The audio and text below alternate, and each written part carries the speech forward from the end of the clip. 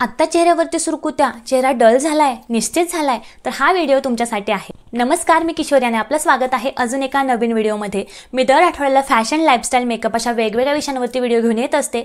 जर तुम्हाला या विषयांमध्ये इंटरेस्ट असेल तर सबस्क्राइबचं बटन आहे ते दाबायला विसरू नका आणि जी बेल आयकॉन आहे ती प्रेस करा, म्हणजे जेव्हा कधी मी व्हिडिओ अपलोड करेल त्याचे नोटिफिकेशन तुम्हाला नक्की येईल। तर चला व्हिडिओ सुरू करूया। बघा, जसं जसं आपलं वय वाढायला लागतं तसं तसं आपल्या चेहऱ्यावरती सुरकुत्या येणं ही एकदम नॅचरल गोष्ट आहे। आपण एजेड होणारच आहोत, वयस्कर होणारच आहोत, पण काय होतं, वेळेआधी जेव्हा आपल्या चेहऱ्यावरती सुरकुत्या यायला लागतात तेव्हा आपलं जे वय आहे ते आपल्या ॲक्च्युअल एजपेक्षा जास्त दिसायला लागतं। आपण जास्त वयस्कर असल्यासारखं दिसायला लागतं। जर आपण आपल्या स्किनची चांगली काळजी घेतली, चांगलं स्किन केअर केलं तर आपण जास्त काळासाठी तरुण दिसण्यासाठी, यंग दिसण्यासाठी खूप जास्त मदत होणार आहे।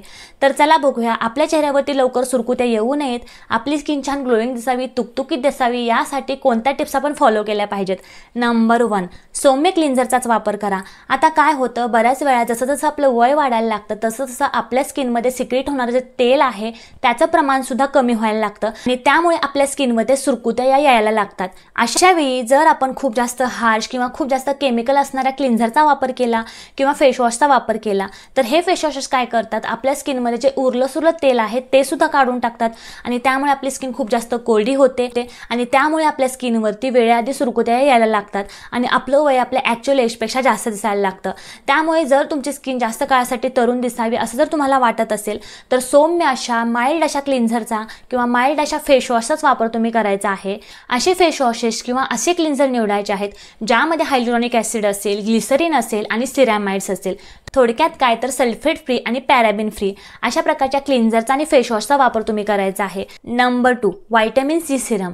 आपली स्किन ग्लोईंग दिसण्यासाठी, यंग दिसण्यासाठी, तुकतुकीत दिसण्यासाठी आपल्या स्किनमध्ये कोलॅजिनचं प्रमाण चांगलं असणं खूप गरजेचं असतं। पण काय होतं, जसं जसं आपलं वय वाढायला लागतं तसं तसं आपल्या स्किनमध्ये जे कोलॅजिन आहे त्याचं प्रमाण सुद्धा कमी व्हायला लागतं आणि त्यामुळे आपल्या चेहऱ्यावरती सुरकुत्या दिसायला लागतात, ब्लेमिशेस येतात, डार्क स्पॉट येतात, मेलाझ्मा येतो, बरेच स्किनचे प्रॉब्लेम्स आपल्याला व्हायला लागतात आणि त्यामुळे आपल्या स्किन केअर रुटीनमध्ये चांगल्या प्रकारचं व्हिटॅमिन सी सिरम नक्कीच ॲड करायचं आहे।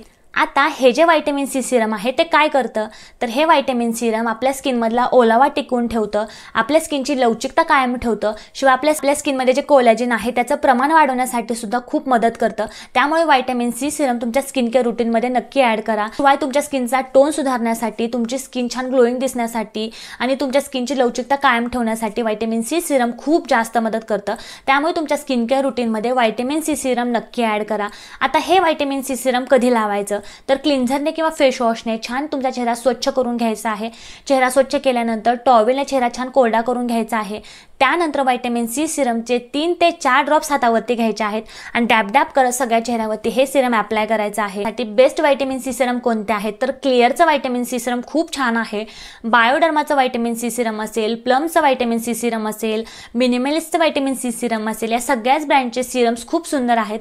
यापैकी कुठलेही सिरम तुम्ही नक्कीच तुमच्या स्किन केअर रुटीनमध्ये ॲड करू शकता। Number 3, anti ageing moisturiser.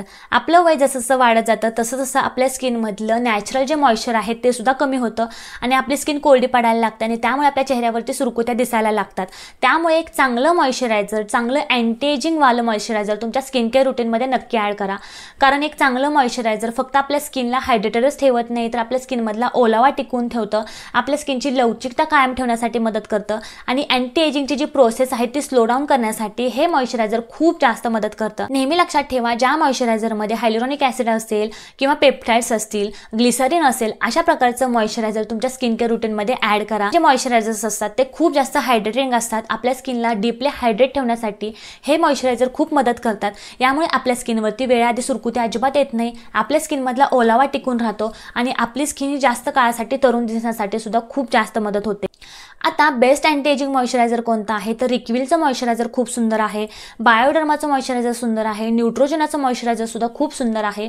यापैकी कुठलेही मॉइश्चरायझर तुम्ही नक्कीच यूज करू शकता। नंबर 4, आय क्रीम जरूर लावा। आपल्या चेहऱ्याची जी इतर स्किन आहे त्या स्किनच्या तुलनेत आपल्या डोळ्याखालची जी स्किन असते ती एकदम नाजूक असते, एकदम पातळ असते। आपलं वयोवृद्ध होण्याच्या ज्या खुणा आहेत त्या सगळ्यात आधी आपल्या डोळ्याखाली दिसायला लागतात, सगळ्यात आधी आपल्या डोळ्याखाली डार्क सर्कल व्हायला लागतात किंवा सुरकुत्या यायला लागतात। त्यामुळे आपलं वय हे जास्त दिसायला लागतं। त्यामुळे आपल्या डोळ्याखालची स्किन सुद्धा चांगली ठेवणं खूप जास्त गरजेचं आहे। चांगल्या आय क्रीममुळे तुमच्या डोळ्याखालच्या सुरकुत्या असतील किंवा डार्क सर्कल असतील किंवा पफिनेस असेल तो कमी होण्यासाठी खूप मदत होते। त्यामुळे चांगली आय क्रीम तुमच्या स्किन केअर रुटीनमध्ये नक्की ॲड करा.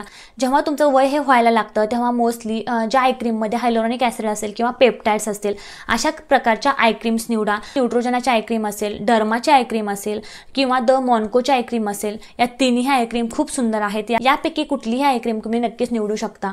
5. सनस्क्रीन.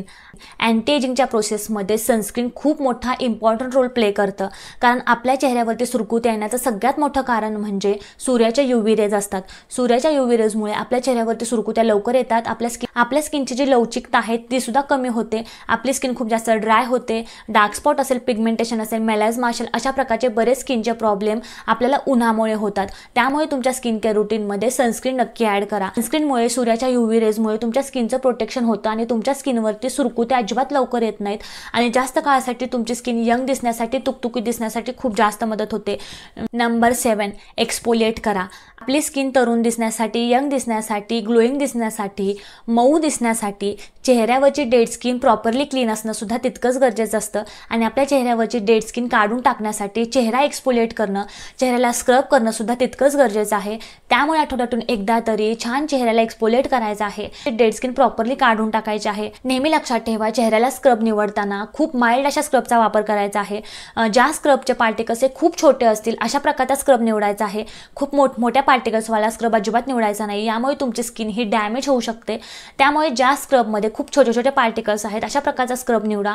याने खूप हलक्या हाताने छान तुमच्या चेहऱ्यावरती मसाज करा.